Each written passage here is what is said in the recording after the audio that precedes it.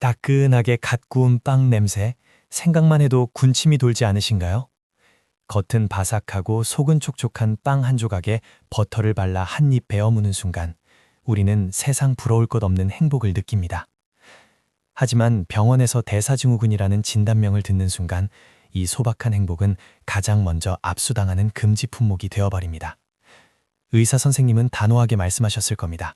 빵, 떡, 면, 설탕을 끊으세요. 그렇지 않으면 혈압도, 혈당도, 뱃살도 잡을 수 없습니다. 그 말이 머리로는 이해가 되지만 마음 한구석은 텅 빈 것처럼 허전해집니다. 평생 이 맛있는 걸 못 먹고 살아야 한다니, 건강을 위해 사는 건지 참기 위해 사는 건지 헷갈리는 순간이 찾아옵니다. 오늘 저는 여러분께 그 금지된 즐거움을 건강하게 되찾아드릴 놀라운 이야기를 들려드리려 합니다. 대사증후군을 관리한다는 건 매일이 인내심 테스트와 같습니다. 빵집 앞을 지날 때 풍겨오는 고소한 버터 향기에 발걸음을 멈칫하지만 이내 고개를 젓고 지나쳐야 하죠. 친구들과의 모임에서 달콤한 디저트가 나올 때 혼자만 블랙커피를 마시며 애써 괜찮은 척 웃어넘겨야 했던 적 다들 있으시죠? 우리는 건강을 위해 노력하고 있지만 그 과정에서 느끼는 박탈감은 꽤 큽니다. 시중에 파는 건강빵이나 다이어트 쿠키를 사 먹어보기도 했지만 어떠셨나요? 퍽퍽하고 모래를 씹는 것 같고 도저히 빵이라고 부르기 힘든 맛에 실망하고 결국 다시 몸에 나쁜 밀가루빵을 찾게 되는 악순환. 이 딜레마를 해결할 방법은 정말 없는 걸까요? 맛있는 건 몸에 나쁘고 몸에 좋은 건 맛이 없다는 그 고정관념, 오늘 완전히 부셔드리겠습니다.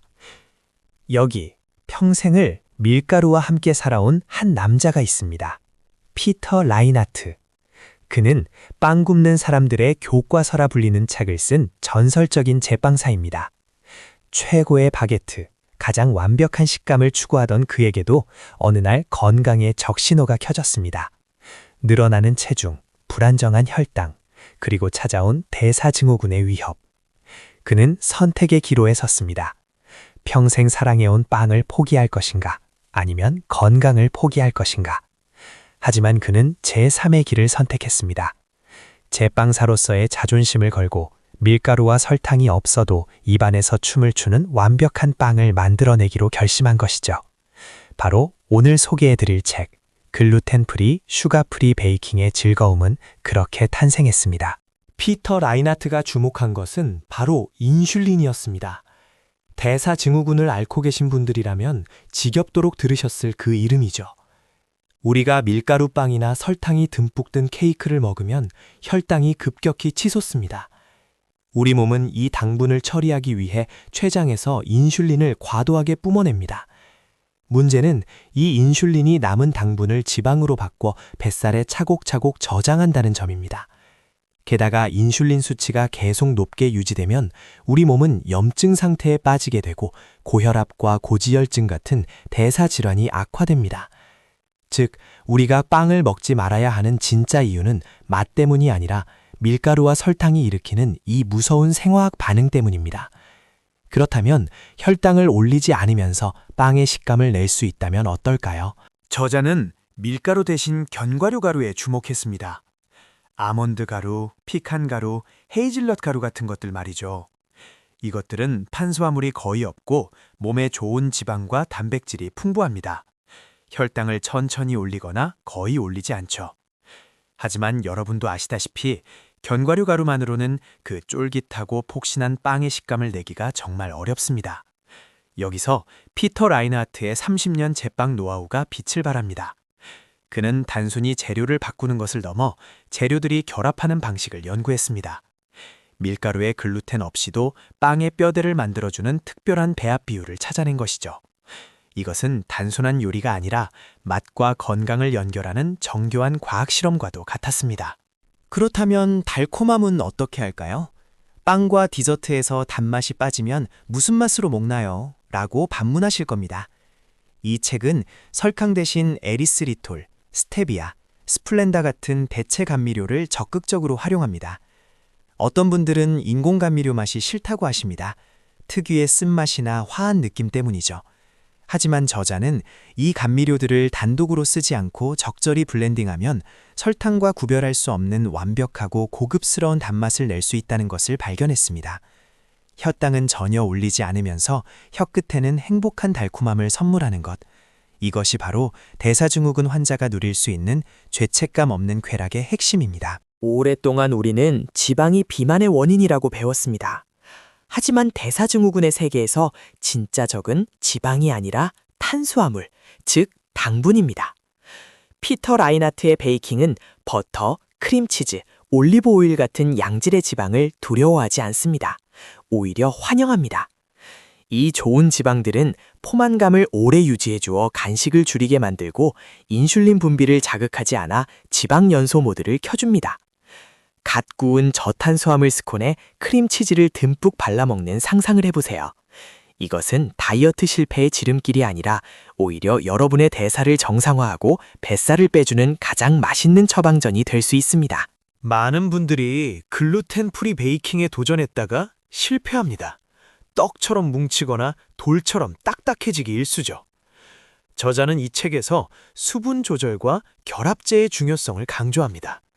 계란 흰자의 거품을 이용해 공기층을 만들고 잔탄검 같은 천연 점증제를 아주 소량 사용하여 빵의 구조를 잡습니다. 이렇게 만든 머핀과 피자 도우는 일반 밀가루빵과 비교해도 손색이 없을 만큼 부드럽고 쫄깃합니다. 입안에서 부드럽게 부서지는 그 식감, 대사증후군 진단 이후 영영 잃어버린 줄 알았던 그 식감을 집에서 다시 만날 수 있다는 사실, 상상만 해도 가슴 벅차지 않으신가요? 이 베이킹의 진정한 가치는 단순히 살이 안 찌는 빵을 만드는 데 있지 않습니다. 바로 식탁의 회복입니다. 대사증후군 환자는 가족과 함께 식사할 때 늘 눈치를 보거나 따로 마련된 밍밍한 음식을 먹어야 했습니다. 하지만 이 책의 레시피로 만든 피자, 케이크, 브라우니는 가족 모두가 함께 즐길 수 있습니다. 아이들도 맛있게 먹을 만큼 훌륭하거든요. 더 이상 환자 취급을 받으며 혼자 닭가슴살 샐러드만 씹을 필요가 없습니다. 사랑하는 사람들과 같은 메뉴를 공유하며 웃고 떠드는 저녁 식사. 이것이야말로 진정한 건강이자 치유가 아닐까요? 이런 방식으로 식단을 바꾸면 몸에는 놀라운 변화가 일어납니다. 밀가루빵을 먹었을 때 찾아오던 식곤증, 급격한 피로감, 그리고 뒤이어 찾아오는 가짜 배고픔이 사라집니다. 대신 아침에 눈을 뜰 때 머리가 맑아지고 오후 3시가 되어도 에너지가 떨어지지 않는 것을 느끼게 될 것입니다. 혈당 롤러코스터가 멈추면 감정 기복도 줄어들고 무엇보다 뱃살이라 불리는 내장 지방이 서서히 줄어드는 것을 눈으로 확인하게 됩니다. 맛있는 빵을 먹으면서도 오히려 몸이 가벼워지는 경험. 이것은 기적이 아니라 우리 몸의 대사 원리를 정확히 이용한 과학적인 결과입니다. 물론 처음부터 모든 밀가루를 끊고 베이킹을 시작하는 게 부담스러울 수 있습니다. 저자는 말합니다. 완벽하지 않아도 괜찮다.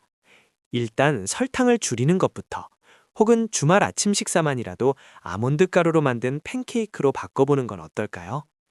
시중에서 구하기 쉬운 아몬드 가루와 계란, 버터만 있으면 됩니다. 복잡한 발효 과정도 필요 없습니다. 그냥 섞어서 굽기만 하면 됩니다. 이 작은 시도가 여러분의 미각을 깨우고 내 몸이 진짜 원하는 연료가 무엇인지 깨닫게 해줄 것입니다. 어렵게 생각하지 마세요. 건강을 위한 여정은 고행이 아니라 새로운 맛을 탐험하는 즐거운 모험이어야 합니다. 피터 라인하트의 책은 단순한 요리책이 아닙니다. 대사증후군이라는 감옥에 갇혀 먹는 즐거움을 잃어버린 우리에게 탈출구를 알려주는 지도입니다. 건강해지기 위해 맛을 포기할 필요는 없습니다. 오히려 더 좋은 재료로 더 똑똑하게 먹음으로써 우리는 진정한 자유를 얻을 수 있습니다. 오늘부터라도 안 돼라는 말 대신 어떻게 하면 건강하게 먹을까를 고민해 보세요. 여러분의 식탁이 바뀌면 여러분의 인생도 바뀝니다. 물론 식단을 크게 변경하시기 전에는 담당 의사 선생님과 상의하시는 것 잊지 마세요.